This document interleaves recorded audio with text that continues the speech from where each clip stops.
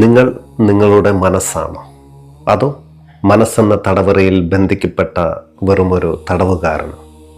നമ്മൾ വിചാരിക്കുന്നത് നമുക്ക് മനസ്സിൽ ചില പ്രശ്നങ്ങളുണ്ട് എന്നാണ്. എന്നാൽ ഭഗവാൻ ശിവൻ പറയുന്നത് മനസ്സ് തന്നെയാണ് രോഗമെന്ന്. ഈ ഒരു തിരിച്ചറിയിൽ നിന്നാണ് യഥാർത്ഥ ആത്മീയത ആരംഭിക്കുന്നത്. ശരീരത്തെയും ആത്മാവിനെയും തമ്മിൽ ബന്ധിപ്പിക്കാൻ ശ്രമിക്കുന്ന, ഒരിക്കലും നിശ്ചലമാകാത്ത ഒരു പാലമാണ് നമ്മുടെ മനസ്സ്. പാശ്ചാത്യ മനഃശാസ്ത്രം ഈ മനസ്സിനെ ചികിത്സിക്കാൻ ശ്രമിക്കുമ്പോൾ പൗരസ്ത്യ തന്ത്ര പറയുന്നത് മനസ്സിനെ ഉപേക്ഷിച്ച് പുറത്തു കടക്കാനാണ്. ഒരു മുറിയിലെ ചൂട് മാറ്റാൻ എയർ കണ്ടീഷൻ വെക്കുന്നതല്ല, മറിച്ച് ആ മുറിയിൽ നിന്ന് പുറത്തിറങ്ങി അനന്തമായ ആകാശത്തെ ദർശിക്കുന്നതാണ് വിമോചനം. നമുക്കുള്ളിലെ ഓരോ തുള്ളി ഊർജവും ചോർന്നു പോകുന്നതായി സങ്കല്പിക്കുക. ശരീരം ഒരു ജഡമായി മാറട്ടെ. ആ നിമിഷം ആ ജഡത്തെ നോക്കി നിൽക്കുന്ന ഒരു സാക്ഷിയായി നമ്മൾ ഉണരും. ശരീരത്തിൽ നിന്ന് ഞാൻ വിഭിന്നനാണെന്ന് തിരിച്ചറിയുന്ന ആ നിമിഷം മനസ്സെന്ന ആയുധം നമ്മുടെ കൈകളിൽ നിശ്ചലമാകും. നമ്മൾ ഭയത്തിൽ നിന്ന് അമൃതത്വത്തിലേക്ക് കയറും. മനസ്സിൻ്റെ തടവറ ഭേദിച്ച് ആകാശത്തോളം വളരാൻ നിങ്ങൾ തയ്യാറാണ്. നിങ്ങളുടെ ആന്തരിക ലോകത്തെ മാറ്റിമറിക്കാൻ ആ ദർശനങ്ങൾക്കായി കാതോർക്കുക.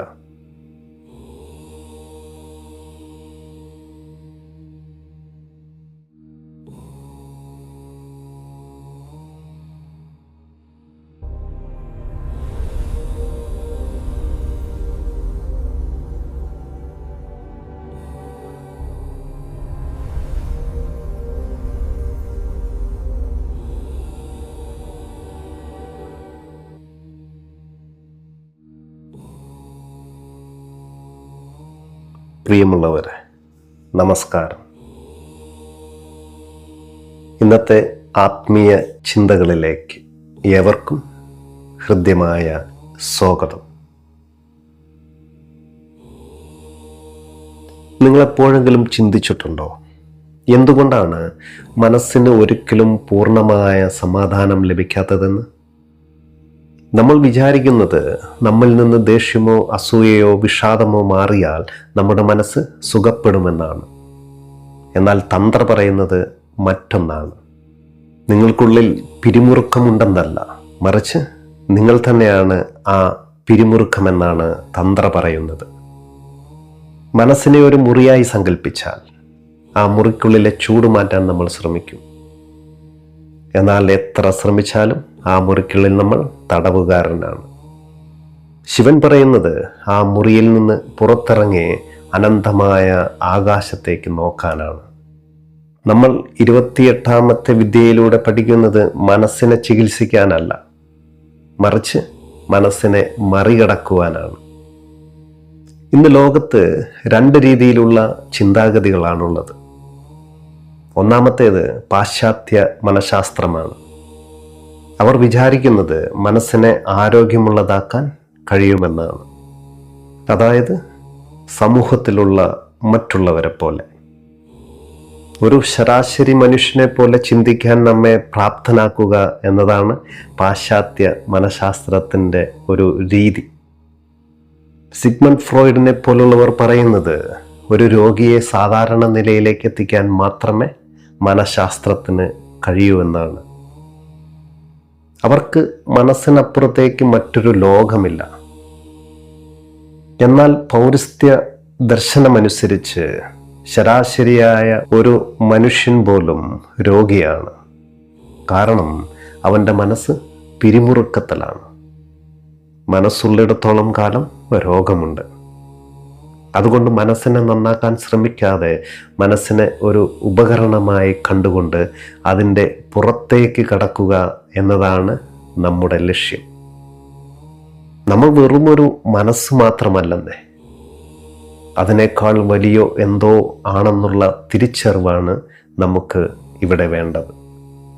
നമ്മുടെ ഈ സമൂഹം ആരോഗ്യമെന്ന് വിളിക്കുന്നത് ആൾക്കൂട്ടത്തിനൊപ്പം ചിന്തിക്കുന്നതിനെയാണ്. അതുകൊണ്ടാണ് വാൻ ഗോഗിനെ പോലെയോ ഐൻസ്റ്റീനെ പോലെയോ ഉള്ള പ്രതിഭകളെ പലപ്പോഴും സമൂഹം ഭ്രാന്തന്മാർ എന്ന് മുദ്ര കുത്തുന്നത്. അവരെ പോലുള്ളവർ സാധാരണക്കാരൻ്റെ ആ ശരാശരി മനസ്സിനെ മറികടന്നവരാണ്. അവരുടെ ഉന്മാദം ഉപകാരപ്രദമായതുകൊണ്ട് തന്നെ നാം അവരെ ആദരിക്കേണ്ടതുണ്ട്. എന്നാൽ ആത്മീയമായി നോക്കിയാൽ മനസ്സിൻ്റെ പരിധിക്കുള്ളിൽ നിൽക്കുന്നവരും അതിന് പുറത്തേക്ക് നോക്കുന്നവരും തമ്മിലുള്ള വ്യത്യാസമാണിത്. മനസ്സ് അവസാനത്തേതാണെന്ന് വിചാരിക്കുന്നിടത്ത് ആത്മീയത അവസാനിക്കുകയാണ്. മനസ്സിനപ്പുറത്തൊരു ലോകമുണ്ടെന്ന് തിരിച്ചറിയുന്നിടത്താണ് ധ്യാനം ആരംഭിക്കുന്നത് തന്നെ. എങ്ങനെയാണ് നമുക്കൊന്നിനെ മറികടക്കാൻ കഴിയുക? നമ്മൾ വെറുമൊരു ശരീരം മാത്രമാണെന്ന് കരുതുകയാണെങ്കിൽ നമുക്ക് ഈ ശരീരത്തിനപ്പുറം പോകാൻ കഴിയില്ല. എന്നാൽ നമുക്ക് ഈ ശരീരത്തെ ഒരു സാക്ഷിയായി നോക്കി നിൽക്കാൻ കഴിയുമെങ്കിൽ അതിനർത്ഥം നമ്മൾ ശരീരമല്ല എന്നാണ്. അതുപോലെ തന്നെ നമുക്ക് ചിന്തകളെ നോക്കാൻ കഴിയുമെങ്കിൽ അതിനർത്ഥം നമ്മൾ ആ ചിന്തകളല്ല എന്നാണ്. ആ നിരീക്ഷകനാണ് നമ്മുടെ യഥാർത്ഥ സത്വം എന്നത്. ഈ നിരീക്ഷകരെ കണ്ടെത്തുക എന്നതാണ് 28ാമത്തെ വിദ്യയുടെ 1ാമത്തെ ഘട്ടം. മനസ്സ് ഒരു രോഗമാണെന്ന് തിരിച്ചറിയുന്ന ആ നിമിഷം തന്നെ നമ്മൾ ആ രോഗത്തിൽ നിന്ന് പകുതി മുക്തനായി കഴിഞ്ഞു. അതുകൊണ്ട് ഇപ്പോൾ നമുക്കൊരു കാര്യം ഉറപ്പിക്കാം. നമ്മുടെ ലക്ഷ്യം മനസ്സിനെ നന്നാക്കലല്ല, മറിച്ച് മനസ്സിനെ മറികടക്കലാണ്. മനസ്സെന്തുകൊണ്ടാണ് രോഗമായിരിക്കുന്നതെന്നും എന്തുകൊണ്ടാണ് അത് എപ്പോഴും അസ്വസ്ഥമായിരിക്കുന്നതെന്നും ഇതിൻ്റെ ആഴത്തിലുള്ള കാരണങ്ങളെക്കുറിച്ചും മനസ്സെന്ന ഈ പാലം എങ്ങനെയാണ് ശരീരത്തെയും ആത്മാവിനെയും ബന്ധിപ്പിക്കുന്നതെന്നും മനസ്സിലാക്കാം നമുക്ക്.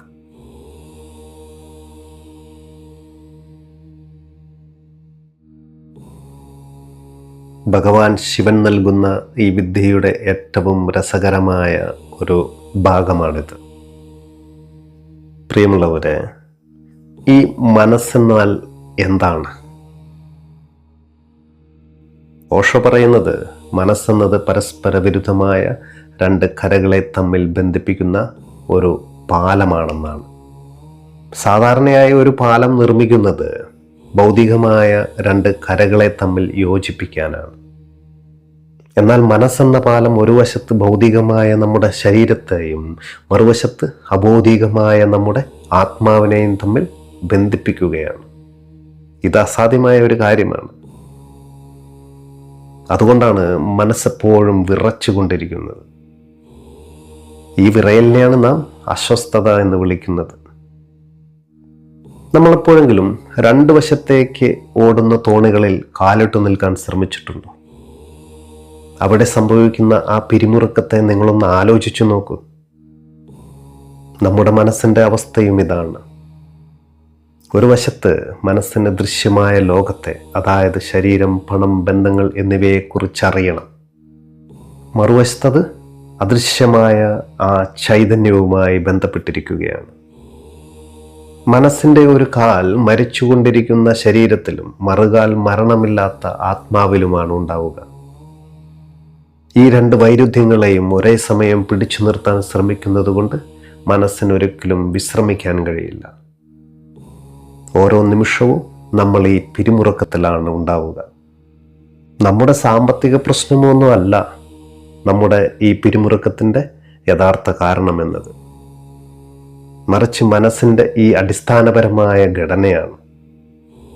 നമ്മൾ സാധാരണയായി ഉത്കണ്ഠാകുലരാകുന്നത് പണം, ജോലി, കുടുംബം എന്നീ ചെറിയ കാര്യങ്ങൾക്കാണല്ലേ.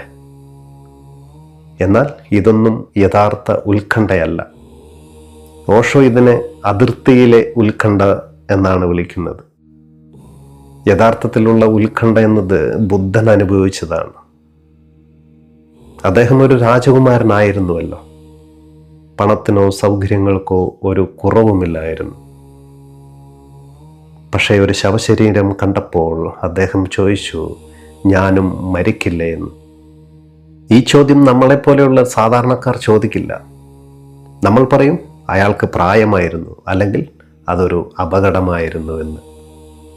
ഇതും പറഞ്ഞ് നമ്മൾ ഒഴിഞ്ഞു മാറും. എന്നാൽ ബുദ്ധൻ ആ ചോദ്യത്തെ തന്നിലേക്ക് തന്നെ തിരിച്ചുവിടുകയാണ് ഉണ്ടായത്. ഈ അടിസ്ഥാനപരമായ ഉത്കണ്ഠ തിരിച്ചറിയുന്ന നിമിഷം നമ്മൾ മതപരമായ ഒരു ജീവിതത്തിലേക്ക് പ്രവേശിക്കുകയാണ്. ഞാൻ മരിക്കാൻ പോവുകയാണെങ്കിൽ ഈ ജീവിതം കൊണ്ട് എന്താണ് പ്രയോജനം? ഈ ഒരു അന്വേഷണമാണ് മനസ്സിനപ്പുറത്തേക്ക് പോകുവാനുള്ള വാതിൽ തുറക്കുന്നത്. നമ്മുടെ മനസ്സൊരു വസ്തുവല്ല, അതൊരു പ്രക്രിയയാണ്. സംസ്കൃതത്തിൽ ഇതിനെ ചിത്തവൃത്തി എന്നാണ് വിളിക്കുന്നത്. ഒരു നദി ഒഴുകുന്നത് പോലെ ചിന്തകൾ ഒഴുകിക്കൊണ്ടിരിക്കുകയാണ്. ഒരു പ്രക്രിയയ്ക്ക് ഒരിക്കലും നിശബ്ദമാകാൻ കഴിയില്ലല്ലോ. അത് നിരന്തരം ഭൂതകാലത്തിൽ നിന്ന് ഭാവിയിലേക്ക് ഓടിക്കൊണ്ടേയിരിക്കും. ആ ഓട്ടം നിർത്തിയാൽ മനസ്സവിടെ ഇല്ലാതാകും. അതുകൊണ്ടാണ് നിശബ്ദമായി വെറുതെ ഇരിക്കാൻ നമുക്ക് പേടി തോന്നുന്നത്. വെറുതെ ഇരിക്കുമ്പോഴാണ് ഈ സംഘർഷം നമ്മൾ അറിയുക. അപ്പോൾ നമ്മൾ പത്രം വായിക്കുവാനോ TV കാണുവാനോ അല്ലെങ്കിൽ ആരോടെങ്കിലും സംസാരിക്കുവാനോ ഓടും. സത്യത്തിൽ നമ്മളിവിടെ ചെയ്യുന്നത് നമ്മിൽ നിന്ന് തന്നെയുള്ള ഒരു ഒളിച്ചോട്ടമാണ്. അതുകൊണ്ട് തന്നെ നമ്മളൊന്ന് മനസ്സിലാക്കേണ്ടത് മനസ്സ് പിരിമുറുക്കത്തിലായിരിക്കുന്നത് സ്വാഭാവികമാണെന്നും ആ പാലം ഒരിക്കലും നിശ്ചലമാകില്ല എന്നതുമാണ്.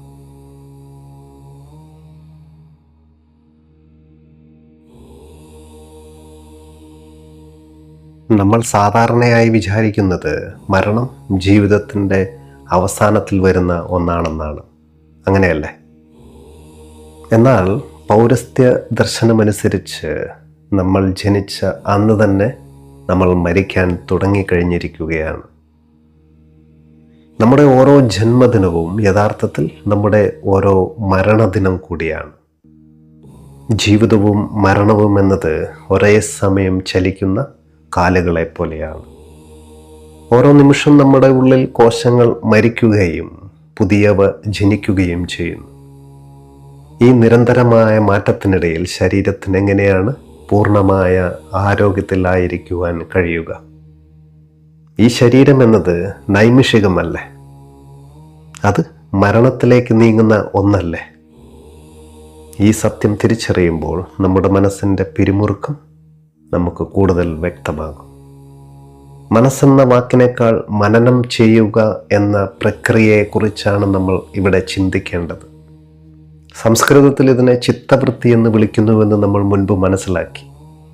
നമ്മുടെ മനസ്സ് ഒരു കല്ലുപോലെയുള്ള വസ്തുവല്ല, മറിച്ച് ഒഴുകിക്കൊണ്ടിരിക്കുന്ന ഒരു പുഴ പോലെയാണ്. ഒരു പ്രക്രിയയ്ക്ക് ഒരിക്കലും നിശബ്ദമായിരിക്കാൻ കഴിയില്ല.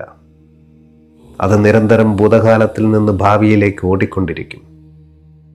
ഭൂതകാലത്തിലെ ഓർമ്മകൾ ഭാരമായി തീരുമ്പോൾ അതിൽ നിന്ന് രക്ഷപ്പെടാൻ മനസ്സ് ഭാവിയിലേക്കുള്ള പദ്ധതികൾ തയ്യാറാക്കും.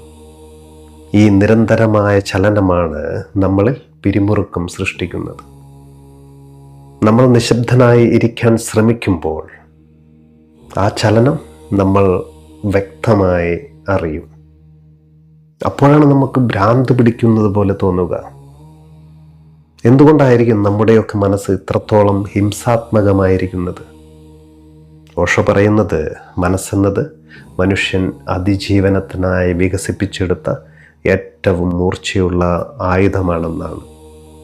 മറ്റു മൃഗങ്ങളെപ്പോലെ മൂർച്ചയുള്ള നഖങ്ങളോ പല്ലുകളോ മനുഷ്യനില്ലല്ലോ. പക്ഷെ അവയേക്കാളൊക്കെ വേഗത്തിൽ ചിന്തിക്കുവാനുള്ള മനസ്സ് അവനുണ്ട്. ലക്ഷക്കണക്കിന് വർഷത്തെ പരിണാമത്തിലൂടെ കൊന്നും കൊലവിളിച്ചും അതിജീവിക്കാൻ പഠിച്ച ആ ആയുധമാണ് നമ്മുടെ മനസ്സ്. അതുകൊണ്ടാണ് നിശബ്ദമായി ഇരിക്കുമ്പോൾ നമ്മുടെ ഉള്ളിൽ അക്രമപരമായ ചിന്തകൾ കടന്നു വരുന്നത്. മനസ്സതിൻ്റെ സ്വഭാവമനുസരിച്ച് ഹിംസാത്മകമാണ്. ഈ ആയുധം കയ്യിലിരിക്കുമ്പോൾ നമുക്ക് എങ്ങനെയാണ് ശാന്തനായിരിക്കുവാൻ കഴിയുക? നമുക്ക് നിശബ്ദമായിരിക്കാൻ പേടിയാണ്. അതുകൊണ്ടാണ് നമ്മളെപ്പോഴും എന്തിലെങ്കിലും വ്യാപൃതരാകാൻ ആഗ്രഹിക്കുന്നത്.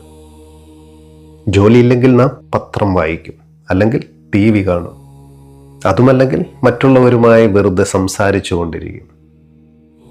ഇതിനെയെല്ലാം ഓഷോ വിളിക്കുന്നത് ഒളിച്ചോട്ടം എന്നാണ്. നമ്മളൊക്കെ ധ്യാനിക്കാനിരിക്കുമ്പോൾ ധാരാളം ചിന്തകൾ തള്ളി വരുന്നത് കാണാം. എന്നാൽ ഇത് ധ്യാനം കൊണ്ടല്ല, മറിച്ച് നമ്മൾ ഇത്രയും കാലം ഒളിച്ചോടിയ നമുക്കുള്ളിലെ ആ സംക്ഷോഭത്തെ നമ്മൾ അഭിമുഖീകരിക്കുന്നത് കൊണ്ടാണ്.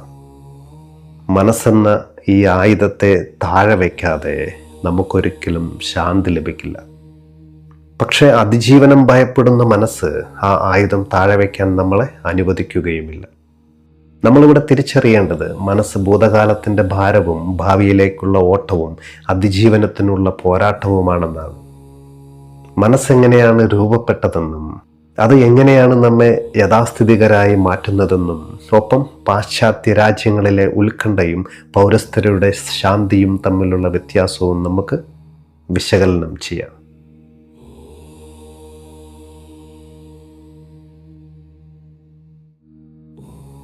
ഭഗവാൻ ശിവൻ നൽകുന്ന ഈ വിദ്യ അല്പം അത്ഭുതകരമാണ്. ഓഷോ പറയുന്നത് നമ്മൾ ജനിക്കുമ്പോൾ നമുക്ക് ശരീരമുണ്ട്, പക്ഷേ മനസ്സില്ല എന്നാണ്. മനസ്സുണ്ടാകാനുള്ള ഒരു സാധ്യത മാത്രമേ ഒരു കുട്ടിയിലുള്ളൂ. സമൂഹം ആ വിത്തിലേക്ക് വെള്ളമൊഴിച്ച് അതിനൊരു രൂപം നൽകുകയാണ് ചെയ്യുന്നത്. ഒരു ഹിന്ദു കുടുംബത്തിൽ വളരുന്ന കുട്ടിക്ക് ഹിന്ദു മനസ്സ് ലഭിക്കും. ഒരു കമ്മ്യൂണിസ്റ്റ് കുടുംബത്തിലാണെങ്കിൽ കമ്മ്യൂണിസ്റ്റ് മനസ്സ് ലഭിക്കും. സമൂഹം നമ്മളെ പഠിപ്പിക്കുകയും നമ്മിലേക്ക് ചില ആശയങ്ങൾ അടിച്ചേൽപ്പിക്കുകയും ചെയ്യും. നമ്മളൊരു ജന്തുവല്ലാത്തത് സമൂഹം നമുക്കൊരു മനസ്സ് നൽകിയതുകൊണ്ടാണ്. അതുകൊണ്ട് തന്നെ നമ്മുടെ മനസ്സെന്നത് നമ്മുടേതല്ല താനും, മറിച്ചത് സമൂഹത്തിൻ്റെതാണ്. മനസ്സിൻ്റെ ഏറ്റവും വലിയ ശാപം എന്നത് അത് എപ്പോഴും പഴയതാണെന്നതാണ്. എന്നാൽ ജീവിതം ഓരോ നിമിഷവും പുതിയതാണ്. എന്നാൽ മനസ്സോ ഭൂതകാലത്തിൻ്റെ ഓർമ്മകളാണ്. മനസ്സിനൊരിക്കലും പുരോഗമനപരമായിരിക്കാൻ കഴിയില്ല. ഒരു കമ്മ്യൂണിസ്റ്റുകാരൻ താൻ പുരോഗമനവാദിയാണെന്ന് വിചാരിച്ചേക്കാം, പക്ഷേ അയാൾ മുറുകെ പിടിക്കുന്നത് മാർക്സിൻ്റെ പഴയ പുസ്തകങ്ങളെയാണ്. ഒരു മതവിശ്വാസി പഴയ ഗ്രന്ഥങ്ങളെ മുറുകെ പിടിക്കുന്നത് പോലെ തന്നെയാണിത്. ജീവിതം നമ്മളെയൊക്കെ ഒരു പുതിയ സന്ദർഭത്തിൽ എത്തിക്കുകയാണെന്നേ. ഒരു ഉദാഹരണത്തിന്, നമ്മളൊരു പ്രണയത്തിലാകുന്നു, പക്ഷെ നമ്മുടെ മനസ്സ് പഴയ ജാതിമത ചിന്തകളിലാണുള്ളത്. ജീവിതം പുതിയതാവശ്യപ്പെടുമ്പോൾ മനസ്സ് പഴയതാണ് നൽകുന്നത്. ഈ വിടവാണ് നമ്മുടെ ജീവിതത്തിലെ സംഘർഷങ്ങൾക്കെല്ലാം കാരണം. എന്തുകൊണ്ടാണ് പാശ്ചാത്യ രാജ്യങ്ങളിൽ ഇത്രയധികം മാനസിക പിരിമുറുക്കം കാണപ്പെടുന്നതെന്ന് അറിയാമോ? പടിഞ്ഞാറൻ രാജ്യങ്ങളിൽ സാങ്കേതിക വിദ്യയും ജീവിതവും അതിവേഗം മാറിക്കൊണ്ടിരിക്കുകയാണല്ലോ. എന്നാൽ മനസ്സിന് ആ വേഗതയിൽ മാറാൻ കഴിയില്ല. ഒരു മാറ്റവുമായി പൊരുത്തപ്പെടുന്നതിന് മുൻപേ അടുത്ത മാറ്റം വരികയാണ്. എന്നാൽ പൗരസ്ത്യർ പ്രത്യേകിച്ച് പണ്ട് അത്ര ഉത്കണ്ഠാകുലരല്ലായിരുന്നു. കാരണം അവിടെ മാറ്റങ്ങൾ വളരെ സാവധാനത്തിലായിരുന്നു.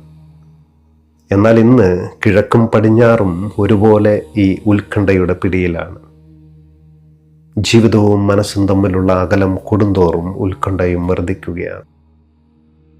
മനസ്സിനെക്കുറിച്ചുള്ള പാശ്ചാത്യ പൗരസ്ത്യ സമീപനങ്ങൾ തമ്മിലുള്ള വ്യത്യാസം ഓഷോ ഒരു ഉദാഹരണത്തിലൂടെ വ്യക്തമാക്കുന്നുണ്ട്. നമ്മുടെ മുറിയിൽ ശക്തമായ ചൂടാണെന്ന് കരുതുക. പാശ്ചാത്യ മനഃശാസ്ത്രം ആ മുറി ശീതീകരിക്കാൻ AC വയ്ക്കാൻ നോക്കും. നമ്മൾ ആ മുറിയിൽ തന്നെ കഴിയണം എന്നതാണ് അവരുടെ ലക്ഷ്യം.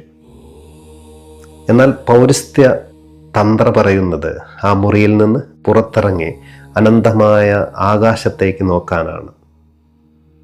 അതുപോലെ തന്നെ നമ്മുടെ ഉള്ളിലൊക്കെ ഉണ്ടാകുന്ന ഒരു ചോദ്യമായിരിക്കാം, എന്തുകൊണ്ടാണ് കിഴക്ക് മനഃശാസ്ത്രം ഉണ്ടാകാത്തതെന്ന്. ഭാരതത്തിൽ 5000 വർഷമായി മനസ്സിനെക്കുറിച്ച് സംസാരിച്ചിട്ടും നമ്മളൊരു മനഃശാസ്ത്രം ഇവിടെ വികസിപ്പിച്ചില്ല. കാരണം നമുക്ക് ആ മുറി നന്നാക്കാൻ താല്പര്യമില്ലായിരുന്നു എന്നാണ്. മറിച്ച് ആ മുറിയുടെ വാതിൽ കണ്ടെത്തി അവിടെ നിന്നും പുറത്തിറങ്ങാനാണ് നമ്മൾ ശ്രമിച്ചത്. ആ വാതിൽ കണ്ടെത്തുന്ന വിദ്യയാണ് ധ്യാനം എന്നത്. നമ്മൾ മനസ്സിലാക്കേണ്ടത് മനസ്സെന്നത് സമൂഹത്തിൻ്റെ ചട്ടക്കൂടാണെന്നും ജീവിതം പുതിയതാകുമ്പോൾ മനസ്സ് പഴയതായി തുടരുകയാണെന്നും ഈ മുറിയിൽ നിന്ന് പുറത്തിറങ്ങാനുള്ള സമയം അതിക്രമിച്ചിരിക്കുകയാണെന്നുമാണ്. ഇനി നമുക്ക് എങ്ങനെയാണ് ഊർജം നഷ്ടപ്പെടുന്നത് സങ്കല്പിച്ചുകൊണ്ട് നമ്മുടെ മനസ്സിനപ്പുറത്തേക്ക് കടക്കാൻ കഴിയുന്ന ആ അത്ഭുത വിദ്യ നമുക്കൊന്ന് പരീക്ഷിക്കാം.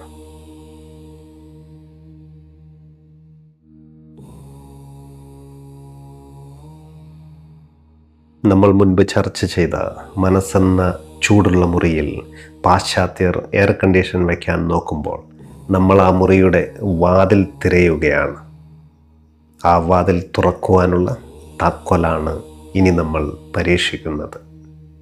ശിവൻ പറയുന്നു മറികടക്കുക എന്ന്. നമ്മൾ മനസ്സിനുള്ളിലിരുന്ന് മനസ്സിനെ നന്നാക്കാൻ ശ്രമിക്കാതെ മനസ്സിനെ അതേപടി ഉപേക്ഷിച്ച് പുറത്ത് കടക്കണം. അതിനായി നമ്മൾ ഉപയോഗിക്കുന്ന വിദ്യ എന്നത് അതീവ ലളിതവും എന്നാൽ അതീവ ശക്തവുമാണ്. ഈ വിദ്യയുടെ ഒന്നാം ഘട്ടം എന്നത് നമ്മിലെ ഊർജം നഷ്ടപ്പെടുന്നത് സങ്കല്പിക്കുക എന്നതാണ്. മനസ്സൊരു പ്രക്രിയയാണെന്ന് നമ്മൾ മനസ്സിലാക്കിയിട്ടുണ്ട്. ആ പ്രക്രിയ നടക്കാൻ ഊർജം അവിടെ ആവശ്യവുമാണ്. ആ ഊർജത്തെ നാം ബോധപൂർവം പിൻവലിക്കുമ്പോൾ നമ്മുടെ മനസ്സ് താനെ നിലയ്ക്കും അവിടെ. ഈ പരിശീലനത്തിനായി നമ്മൾ നിലത്ത് അതീവ ശാന്തനായി കിടക്കണം. നമുക്കുള്ളിലെ ഓരോ തുള്ളി ഊർജവും അറിവും പ്രപഞ്ചം സാവധാനത്തിൽ വലിച്ചെടുത്തുകൊണ്ടിരിക്കുകയാണെന്ന് സങ്കല്പിക്കണം. ഈ സമയം നമ്മളൊരു ബാറ്ററിയെ പോലെ ശൂന്യമായി കൊണ്ടിരിക്കുകയാണ്. ഈ പ്രപഞ്ചം മുഴുക്കെ നമ്മുടെ ഊർജത്തെ വലിച്ചെടുത്തുകൊണ്ടിരിക്കുകയാണ്. താമസിയാതെ നമ്മൾ നിർവീര്യനാകും എന്ന ആ അവസ്ഥയെ ആഴത്തിൽ അനുഭവിച്ചു കൊണ്ടിരിക്കണം. ശേഷം നമ്മൾ സാവകാശം മരണത്തിൻ്റെ അവസ്ഥയെ അനുകരിക്കുകയാണ്. ഞാൻ മരിച്ചുകൊണ്ടിരിക്കുകയാണ്, ഞാൻ മരിച്ചുകൊണ്ടിരിക്കുകയാണെന്ന് ഉള്ളിൽ ആവർത്തിച്ചു പറഞ്ഞുകൊണ്ടേയിരിക്കണം. നമ്മുടെ ശരീരം ഒരു ഈയക്കട്ട പോലെ ഭാരമുള്ളതായി മാറുന്നത് അറിഞ്ഞുകൊണ്ടിരിക്കുക. ഈ സമയം നമുക്ക് കൈകൾ അനക്കാൻ കഴിയുന്നില്ല, നമ്മുടെ വിരലുകൾ ചലിപ്പിക്കാൻ കഴിയില്ല. നമ്മുടെ ശരീരം പൂർണ്ണമായും നിർജീവമായ ഒരു ജഡവസ്തുവായി മാറിക്കഴിഞ്ഞിരിക്കും. ഇത് നമ്മൾ ഉറച്ചു വിശ്വസിക്കണം. മരണം വരുമ്പോൾ അവിടെ ചിന്തകൾക്ക് സ്ഥാനമില്ല. നാളെയെക്കുറിച്ചുള്ള പദ്ധതികളോ ഇന്നലത്തെ സങ്കടങ്ങൾക്കോ അവിടെ പ്രസക്തിയില്ല. ശരീരം ജഡമാകുമ്പോൾ മനസ്സെന്ന ആ പാലം താനെ മുറിക്കപ്പെടും. ഈ നിമിഷം നമ്മൾ അനുഭവിക്കുന്നത് ശരീരമില്ലാത്ത, മനസ്സില്ലാത്ത ഒരു അവസ്ഥയാണ്. ഇതാണ് ഏറ്റവും നിർണായകമായ നിമിഷം. ശരീരം പൂർണ്ണമായും നിർജീവമായി എന്ന് തോന്നുമ്പോൾ അതിവർത്തിക്കുക, അതിനപ്പുറത്തേക്ക് കടക്കുക. ജഡമായി കിടക്കുന്ന ശരീരത്തെ നമ്മൾ നോക്കി നിൽക്കുകയാണ്. ഇതുവരെ നമ്മൾ മരിക്കുകയായിരുന്നു. ഇപ്പോൾ നമ്മൾ ആ മരിച്ച ശരീരത്തെ നോക്കി നിൽക്കുന്ന ഒരു സാക്ഷി മാത്രമാണ്. ഈ അവസ്ഥയിൽ നമ്മൾ ശരീരത്തിന് അകത്താണെന്നോ പുറത്താണെന്നോ ഉള്ള ബോധം പോലും നമ്മിൽ ഇല്ലാതാകുകയാണ്. ഇപ്പോൾ നമ്മൾ വെറും ഒരു സാന്നിധ്യമായി മാറുകയാണ് അവിടെ. മനസ്സെന്ന ആ പാലം അവിടെ ഇല്ലാതാകുമ്പോൾ നമ്മൾ ആകാശത്തോളം വലുതാകുകയാണ്. ഇതിനെയാണ് അകന്നു മാറി നിൽക്കൽ എന്ന് വിളിക്കുന്നത്. ശരീരത്തിൽ നിന്നും ഞാൻ വിഭിന്നനാണെന്ന് ഒരു നിമിഷമെങ്കിലും തിരിച്ചറിഞ്ഞാൽ പിന്നെ മരണം നമ്മെ ഭയപ്പെടുത്തില്ല. കാരണം മരിക്കുന്നത് ആ ശരീരമാണെന്ന് നമുക്ക് നേരിട്ട് ബോധ്യപ്പെട്ടിരിക്കുകയാണ്. ഇവിടെ നമ്മൾ ആ മഹാവാതിൽ തുറന്നു കഴിഞ്ഞു. ശരീരം അവിടെ കിടക്കട്ടെ, മനസ്സവിടെ നിശ്ചലമാകട്ടെ. നമ്മൾ ഈ അനന്തമായ ആകാശത്തിൻ്റെ ഭാഗമായി മാറുക. നമ്മുടെ ശരീരത്തെ ഒരു ജഡമായി കണ്ട് നാം അതിനെ മറികടന്നു കഴിഞ്ഞു. ഇപ്പോൾ നാം ശരീരത്തിലേക്ക് മടങ്ങുകയാണ്. പക്ഷേ ഈ മടക്കം പഴയതുപോലെയല്ല. മുൻപ് നമ്മൾ ഈ മുറിയിലെ ഒരു തടവുകാരനായിരുന്നു. എന്നാൽ ഇപ്പോൾ പുറത്തെ ആകാശം കണ്ടു മടങ്ങി വരുന്ന ഒരു രാജാവിനെ പോലെയാണ് നമ്മൾ. നിശ്ചലമായി കിടക്കുന്ന ആ ശരീരത്തിലേക്ക് സാവധാനം ശ്വാസം കയറുന്നതും ഇറങ്ങുന്നതും ശ്രദ്ധിക്കണം. ഓരോ ശ്വാസത്തിലും നമ്മൾ കൂടുതൽ ജീവസുറ്റവനായി മാറുകയാണ്. പതുക്കെ നമ്മുടെ വിരലുകൾ ചലിപ്പിക്കുക. വിരലുകൾ ചലിക്കുമ്പോൾ അത് തിരിച്ചറിയാം. സാവധാനം നമ്മുടെ ഹൃദയമിടിപ്പിലേക്ക് ശ്രദ്ധിക്കണം. ഇപ്പോൾ ഈ ശരീരം എനിക്ക് ഭാരമല്ല, അതൊരു ആഘോഷമാണ്. മനസ്സെന്ന രോഗമില്ലാത്ത, പിരിമുറുക്കമില്ലാത്ത ഒരു പുതിയ ജീവിതത്തിലേക്ക് നമ്മൾ പുനർജനിച്ചിരിക്കുകയാണ്. നമ്മുടെ ശരീരത്തെക്കുറിച്ച് ബോധവാനായ ശേഷം സാവധാനം കൈപ്പത്തികൾ തമ്മിൽ ഉരസി ആ ചൂട് കണ്ണുകളിൽ വെക്കണം. പതുക്കെ കണ്ണുകൾ തുറക്കാം. ഇതിന് ശേഷം നിങ്ങൾ കാണുന്ന ലോകം പഴയതായിരിക്കില്ല. നമ്മളൊരു പുതിയ മനുഷ്യനാണ്. മുമ്പ് നമ്മൾ ശരീരത്തിനുള്ളിൽ തടവിലായിരുന്നു. ഇപ്പോൾ നമ്മൾ ശരീരത്തെ ഉപയോഗിക്കുന്ന ബോധമാണ്. ഈ ധ്യാന രീതി നിങ്ങൾക്ക് സ്വയമേ ചെയ്യാവുന്നതാണ്. നമുക്ക് നോക്കാം ഒരു ഗൈഡഡ് ധ്യാനം ക്രമീകരിക്കാൻ പറ്റുമോ എന്ന്.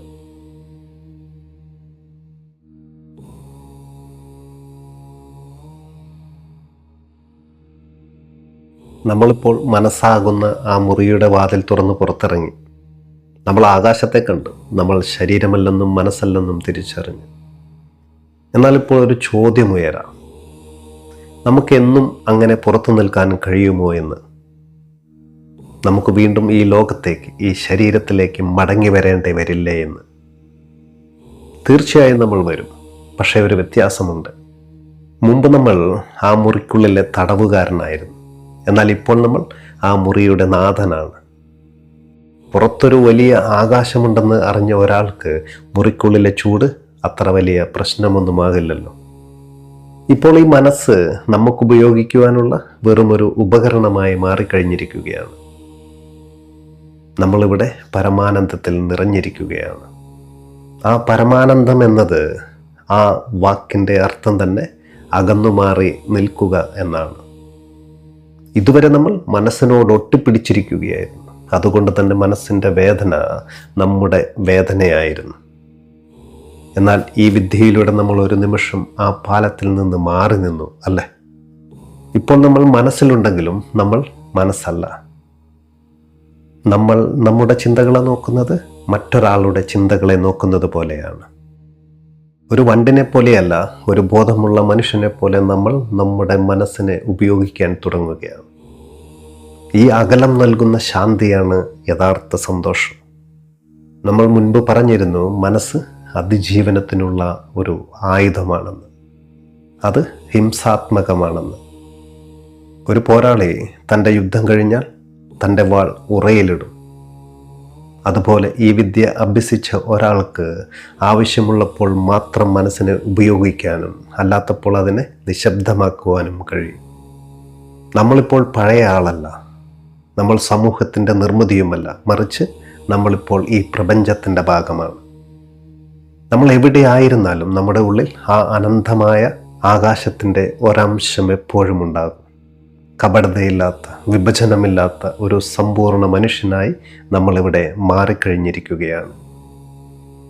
സ്നേഹമുള്ളവരെ, 28ാമത്തെ വിദ്യയെക്കുറിച്ചുള്ള ഈ യാത്ര ഇവിടെ അവസാനിക്കുകയാണ്. നമ്മൾ തുടങ്ങിയത് മനസ്സെന്ന രോഗത്തെ തിരിച്ചറിഞ്ഞുകൊണ്ടാണ്. അത് നമ്മെ അസ്വസ്ഥമാക്കി. പക്ഷേ ആ അസ്വസ്ഥതയാണ് നമ്മെ ആ വാതിൽ തേടാൻ പ്രേരിപ്പിച്ചത്. ഓർക്കുക, ഈ വീഡിയോ കണ്ടു കഴിഞ്ഞതുകൊണ്ട് മാത്രം നമ്മൾ മാറുകയില്ല. ആ വാതിൽ തുറക്കണമെങ്കിൽ നമ്മൾ ഈ വിദ്യ പ്രയോഗിക്കണം. ഓരോ ദിവസവും അല്പനേരം നിശബ്ദമായി കിടന്ന് നിങ്ങളുടെ ഊർജം ചോർന്നു പോകുന്നത് സങ്കല്പിച്ച് ആ ശരീരത്തെ നോക്കി നിൽക്കാൻ ശീലിക്കണം. ദിവ്യബോധം എന്ന ഈ ചാനലിലൂടെ നാം ലക്ഷ്യമിടുന്നത് വെറും അറിവ് മാത്രമല്ല, മറിച്ച് മാറ്റമാണ്. പടിഞ്ഞാറൻ മനഃശാസ്ത്രം നമ്മളെ ഈ ലോകത്ത് എങ്ങനെ ഒരു ശരാശരി മനുഷ്യനായി ജീവിക്കാമെന്ന് പഠിപ്പിക്കുമ്പോൾ, നമ്മുടെ പൗരസ്ത്യ തന്ത്ര നമ്മളെ എങ്ങനെ ഈ ലോകത്തിനപ്പുറത്തേക്ക് വളരാമെന്ന് പഠിപ്പിക്കുകയാണ്. നമ്മൾ വെറുമൊരു ശരീരമല്ല, നമ്മൾ വെറുമൊരു മനസ്സുമല്ല. നമ്മൾ ആനന്ദമായ ആകാശത്തിൻ്റെ ഭാഗമാണ്. ഈ യാത്രയിൽ എന്നോടൊപ്പം സഞ്ചരിച്ച ഏവർക്കും നന്ദി. നിങ്ങളുടെ ജീവിതം ഒരു പൂവിനെ പോലെ വിടരട്ടെ. കപടതകളില്ലാത്ത, പിരിമുറുക്കമില്ലാത്ത ആ പരമമായ ശാന്തി നിങ്ങളെ തേടി വരട്ടെ. നിങ്ങൾക്കുള്ളിലെ ആ പരമമായ ചൈതന്യത്തിന് മുമ്പിൽ ഞാൻ വന്ദനമർപ്പിക്കുന്നു. സ്നേഹത്തോടെ ദിവ്യബോധം. നന്ദി, നമസ്കാരം.